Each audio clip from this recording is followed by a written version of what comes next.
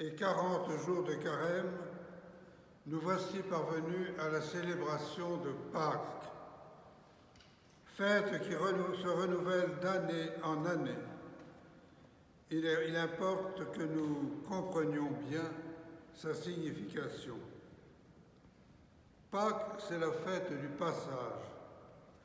D'abord, à l'époque de Moïse, le peuple hébreu libéré de l'esclavage d'Égypte a passé la mer Rouge pour s'acheminer vers la terre promise. Et au matin de Pâques, nous fêtons le passage du Christ de la mort à la vie. Des passages, il y en a beaucoup dans notre existence, célébrés parfois par une fête, passage de l'enfance à l'adolescence, à l'âge adulte, passage de différentes étapes de notre vie,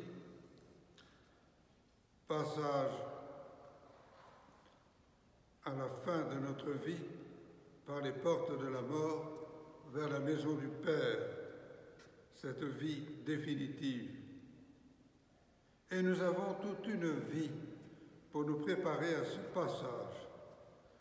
Nous vivons ces temps-ci un passage douloureux, celui de la pandémie, du Covid-19.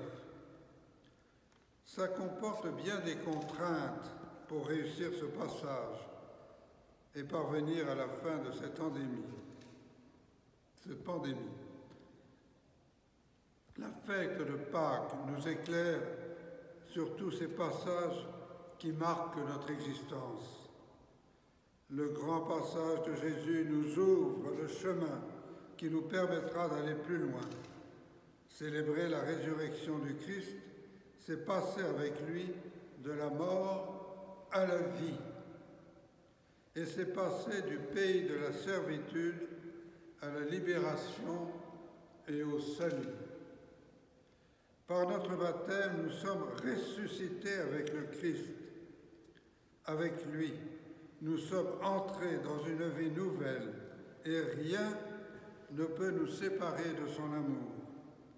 Alors oui, nous pouvons chanter Alléluia, rendre grâce au Seigneur qui fait des merveilles. Il est présent avec nous tous les jours jusqu'à la fin du monde. Les 4 évangiles nous disent que ce sont des femmes qui furent premiers témoins de la résurrection du Christ. Pourquoi les femmes et pas les apôtres? Eh bien, au pied de la croix, aucun apôtre, ils sont enfuis, à part Jean. Mais les saintes femmes sont là, au pied de la croix, et suivent le Christ jusqu'au bout. Aujourd'hui, Jean nous donne le témoignage de Marie-Madeleine, la première à voir le tombeau vide. Pour elle, c'est un choc. Et elle part prévenir les apôtres. À leur tour, Pierre et Jean arrivent sur les lieux. Jean est le plus rapide, mais il laisse entrer Pierre, qui regarde sans comprendre. Vous savez, quand on est accablé par le malheur, quand nous voyons toutes les guerres, les violences dans le monde, et même l'épidémie actuelle, nous avons du mal à reconnaître la présence du Christ ressuscité. Jean, c'est différent. Lui, il voit et il croit. Cela tient à son lien privilégié avec Jésus. L'Évangile le désigne comme le disciple que Jésus aimait. Et c'est d'ailleurs l'amour qui le lie à Jésus qui le fait courir plus vite. C'est par cet amour qu'il croit à la bonne nouvelle de Jésus ressuscité, ce qui est très important pour nous. Cet évangile nous révèle à quel point l'amour peut stimuler notre foi. Trop souvent, nous restons à des discussions qui n'en finissent pas. L'important, ce n'est pas de parler de Jésus, mais d'avoir une vraie relation avec lui. Vous savez, il nous aime tels que nous sommes. Il ne demande qu'à être présent dans notre vie. Rien de ce que nous vivons ne peut lui être étranger. Des fois on chante, hein, « Tu es là au cœur de nos vies ». Le problème, c'est que lui est là, mais que bien souvent, nous sommes ailleurs, loin de lui. Et pourtant, il ne cesse de nous appeler, car il veut nous associer à sa victoire sur la mort et le péché. Depuis la Pentecôte, cette bonne nouvelle a été transmise de génération en génération jusqu'à nous. À notre tour, nous sommes envoyés pour transmettre le flambeau, dire notre foi en Jésus ressuscité.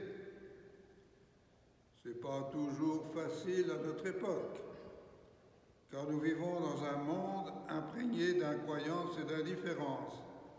Mais l'Évangile doit à tout prix être annoncé aux hommes de notre temps.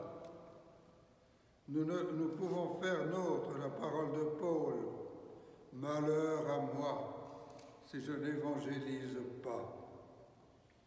Et nous pensons aussi à celle de Bernadette de Lourdes. « Je ne suis pas chargé de faire croire, mais de dire ». Le gros du travail, c'est l'Esprit Saint qui le fait dans le cœur de chacun. En ce jour, nous te prions, Seigneur ressuscité. Viens relever de nos cœurs la pierre qui nous enferme dans les ténèbres. Que la lumière de Pâques brille sur le monde entier.